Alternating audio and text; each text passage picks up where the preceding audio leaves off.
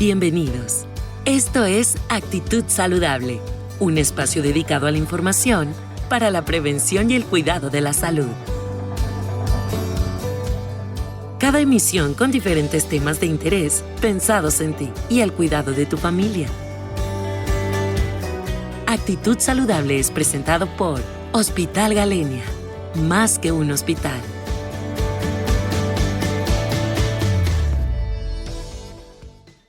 Hola, ¿qué tal? Saludos. Mi nombre es Mario Cardona. Soy colposcopista, ginecólogo y obstetra certificado.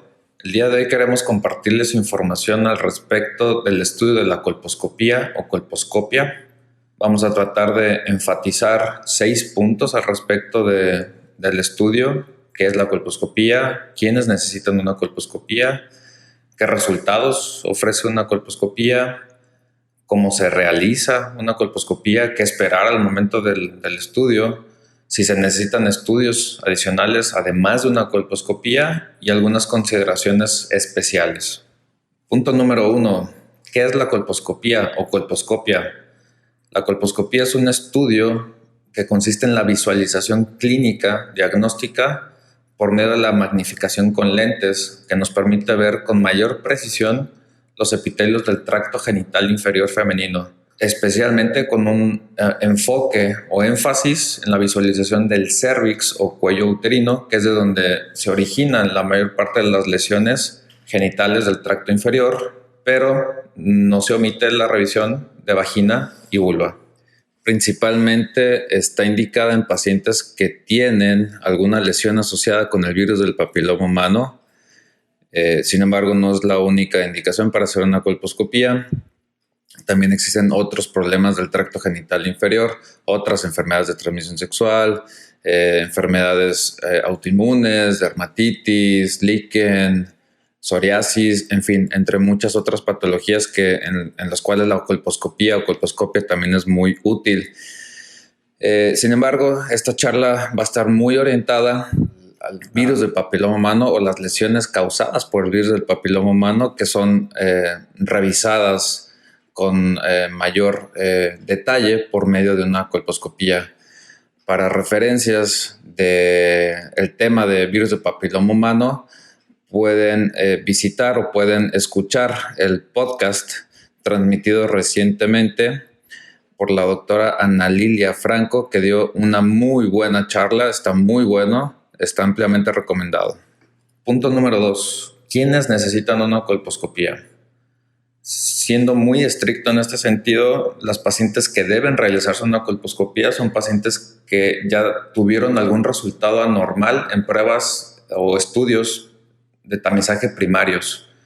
Es decir, pacientes que ya presentaron un resultado anormal en su prueba de Papa Nicolau o que realizaron una prueba de genotipificación de virus de papiloma humano, sea primario o como una prueba refleja un Papa Nicolau anormal. Muchas veces se hace un estudio complementario al Papa Nicolau con células atípicas con una prueba de genotipificación de BPH. Cuando la prueba de genotipificación de BPH arroja un resultado positivo para los serotipos de alto riesgo, ese tipo de pacientes son candidatas a un estudio de colposcopía para hacer una evaluación más integral y más a profundidad de la patología que puede estar afectando a la paciente.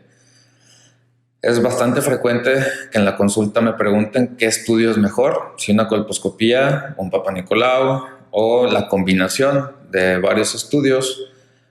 Siempre respondo que no hay una prueba mejor que otra, sino que son estudios complementarios.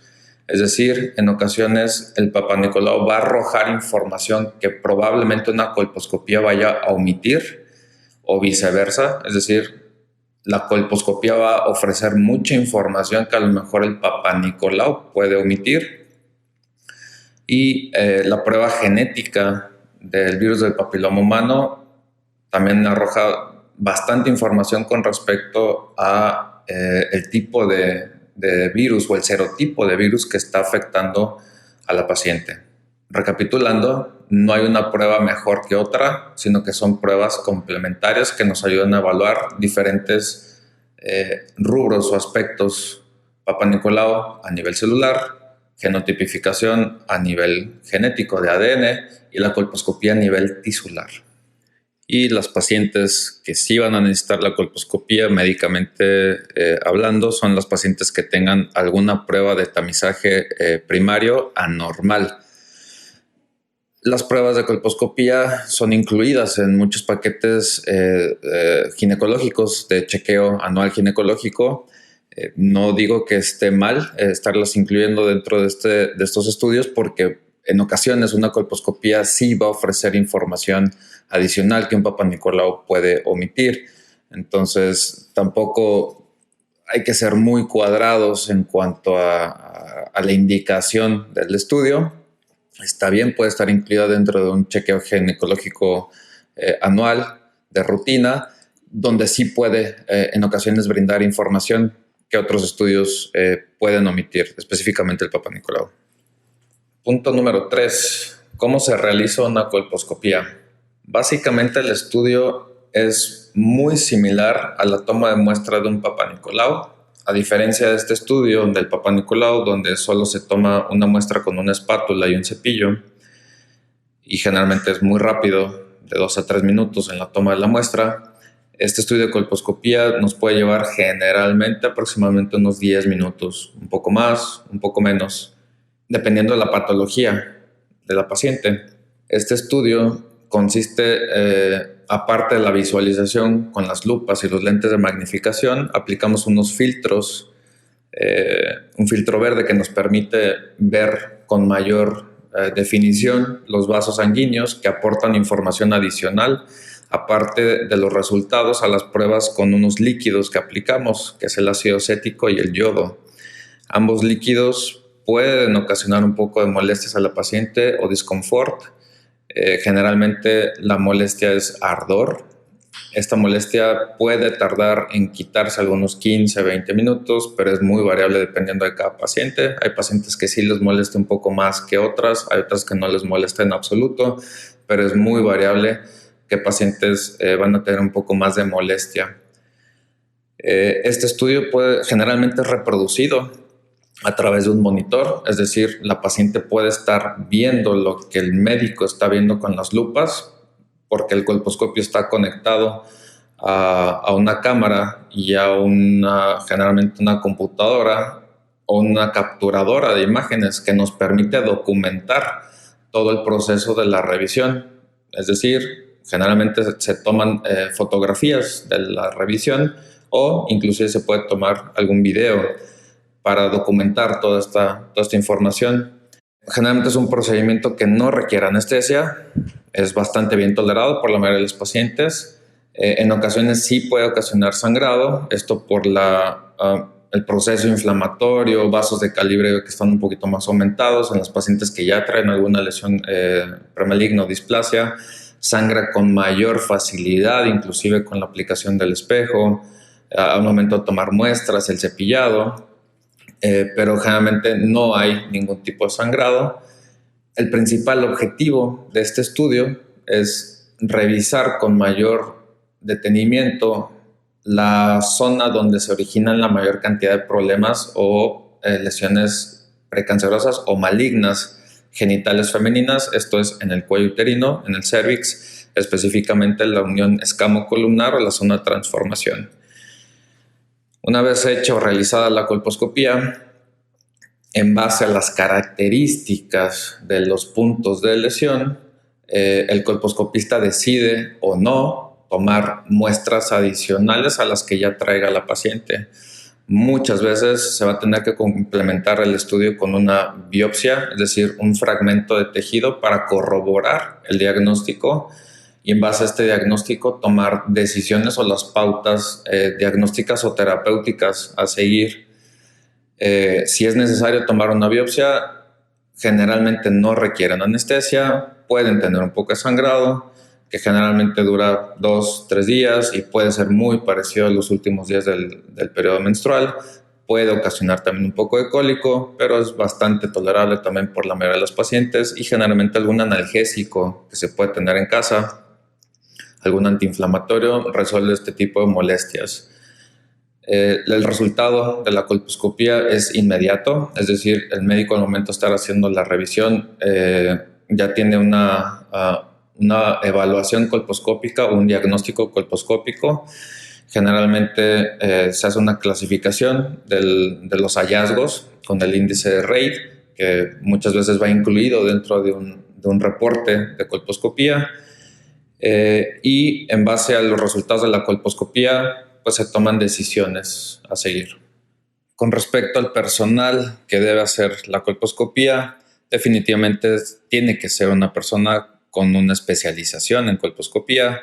La persona que considero puede ser la persona más capacitada para hacer una colposcopía sería un ginecólogo que conoce bastante el tema, que tenga aparte un entrenamiento especial en colposcopía o que tenga un diplomado, una subespecialización en colposcopía. Sin embargo, no desacredito una colposcopía que no está realizada por un colposcopista o un ginecólogo que no tiene un entrenamiento adicional en colposcopía, porque conocen todo el contexto. Sin embargo, la toma de decisiones que puede hacer una persona capacitada con una subespecialidad diplomada en colposcopía, pues siempre te va a ofrecer los mejores resultados, la toma de decisiones, estudios adicionales, alternativas de tratamiento, siempre va a ser como la mejor opción. Punto número 4, consideraciones especiales para poder programar un estudio de colposcopía, información que el médico es importante que la conozca. Sangrado. Si la paciente tiene sangrado menstrual, es preferible programar el estudio al menos 2-3 días después del último día de sangrado para que la paciente no se encuentre con sangrado al momento del estudio. Este estudio es muy visual y por ende, si la paciente tiene sangrado y el sangrado está obstruyendo la visualización de cérvix, vagina, entonces puede ser un poquito más difícil, técnicamente hablando, hacer la evaluación de todo lo que se tiene que valorar en un estudio de colposcopía. Sin embargo, no es la regla.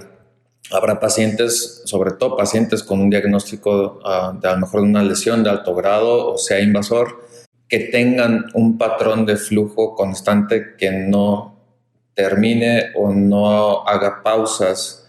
Y si la paciente tiene la idea de no ir a consulta porque está sangrando y no quiere que la revisen sangrando, eso puede ir retardando la atención, el diagnóstico y por ende también el tratamiento de la paciente. Entonces, esta consideración especial sí es importante conocer cuándo sí y cuándo no. Es decir, si es una paciente que ha tenido su patrón de regla bastante regular cada mes y no ha tenido este sangrado entre periodo y periodo o un sangrado que tenga un mes completo sin frenar, entonces este tipo de pacientes pueden esperar un poco para poder programar su cita. Pero una paciente con un contexto totalmente diferente, con sangrados abundantes que no terminan, no paran, definitivamente no se recomendaría posponer la evaluación y el estudio de estas pacientes. Como consideración especial, adicional, si la paciente está recibiendo alguna medicación, como aspirina, warfarina, heparina, clopidogrel, o muchos medicamentos que interfieren con la coagulación o la agregación plaquetaria, sí sería importante mencionárselo al colposcopista, no omitirlo en la historia clínica por si hay necesidad de tomar una biopsia, considerarlo como un punto importante, porque una paciente que se le realice una biopsia y que está tomando este tipo de medicamentos podría tener un poco más de sangrado, a diferencia de una paciente que no toma este tipo de medicamentos. Una consideración especial adicional sería la sospecha de embarazo. Si la paciente desconoce el estatus de embarazo, si está embarazada o no está embarazada, podría ser un punto muy importante para tomar la decisión sobre todo de biopsias, no tanto de hacer o no la colposcopía, porque la colposcopía es segura durante el embarazo. De hecho, en pacientes que se embarazan teniendo un problema de alguna displasia, el estudio de colposcopía está recomendado durante el control prenatal, primera mitad y segunda mitad básicamente, pero sí está recomendado durante el embarazo. Lo que podría frenar un poquito más sería la toma de una biopsia durante el embarazo. Siendo también muy estricto en este sentido, las pacientes que se les realiza una colposcopía durante el embarazo y que se tiene una sospecha franca de invasión, son los pacientes que se les debe tomar una biopsia a pesar de los riesgos que implica durante un embarazo. Una paciente que se le realiza una colposcopía y por el grado de lesión o tipo de lesión se decide hacer alguna biopsia y ella no se conoce embarazada, esta biopsia o punción sí puede poner en peligro o en riesgo el estatus del embarazo.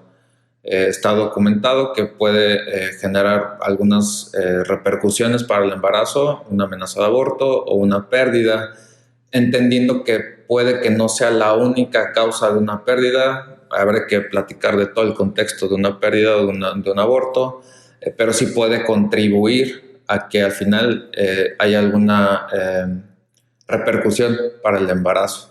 La toma de decisión de la biopsia obviamente siempre es en conjunto con la paciente.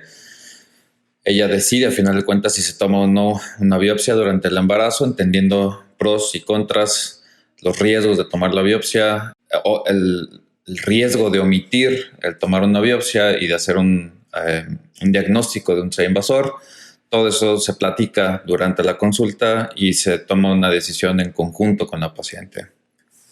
Punto número 5. ¿Qué resultados arroja una colposcopía? El diagnóstico que van a arrojar estos estudios básicamente tiene 4 escenarios probables. Uno en el que se descarta por completo alguna lesión. Segundo escenario en el que nos dan un resultado de una displasia, una lesión premaligna del tracto genital femenino, siendo también muy estricto en este sentido. Hay nuevas clasificaciones, ya no consideran a las lesiones de bajo grado o al NIC1 o a la displasia leve como una entidad premaligna, pero son los dos tipos de displasia o lesiones que puede reportar tanto la colposcopía como el histopatológico: una lesión de bajo grado o una lesión de alto grado. Y el último escenario probable que reporta la colposcopía y el resto de los estudios sea la posibilidad de un cáncer invasor.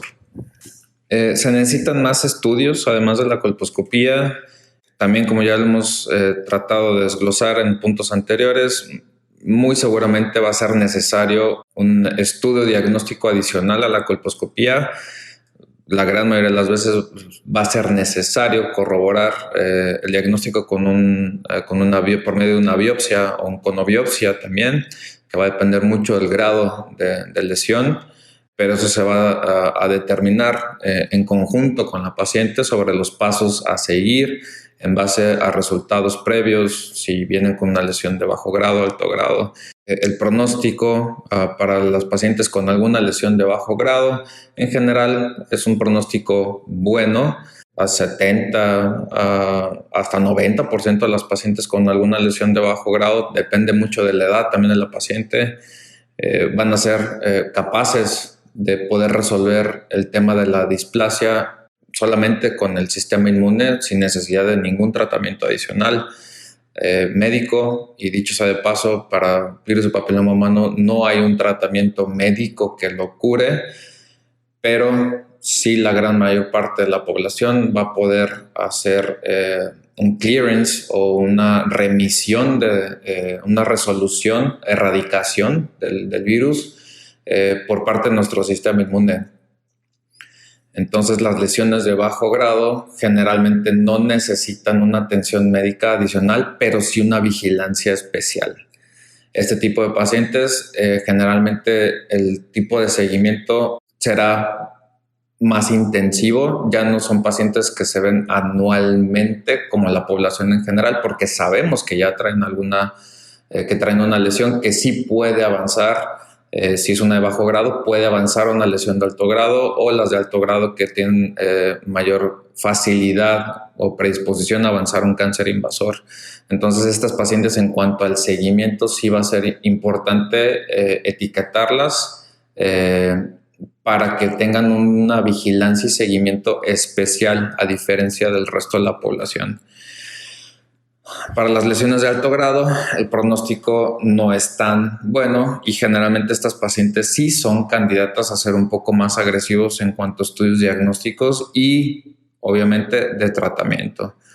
De entrada, estas pacientes, la gran mayoría van a ser candidatas a un cono cervical diagnóstico, tanto diagnóstico como terapéutico, muy probablemente.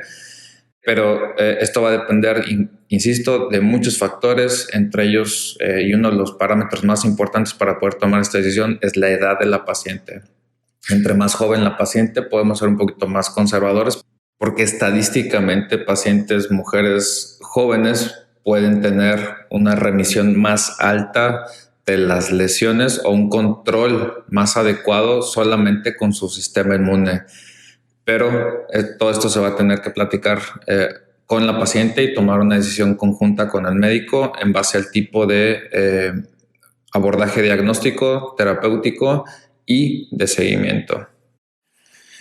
Por último, y no por eso lo menos importante, finalizo con un consejo que lo hago generalmente a mis pacientes. Vacúnense ustedes, vacunen a sus hijos, a sus hijas, promuevan la vacunación para prevenir la infección del virus del papiloma humano. Mi nombre es Mario Cardona, colposcopista, ginecólogo certificado. Estamos en el consultorio 409 del Hospital Galenia. Nos pueden seguir en nuestras redes sociales, Instagram, Facebook, como Dr. Mario Cardona, Dr. Mario Cardona Ginecólogo, o en nuestra página web, drmariocardona.com. Hasta la próxima. Actitud Saludable es un espacio dedicado a la información para la prevención y el cuidado de la salud. Porque nos interesa tu salud, escúchanos en cada nueva emisión. Actitud Saludable es presentado por Hospital Galenia. Más que un hospital.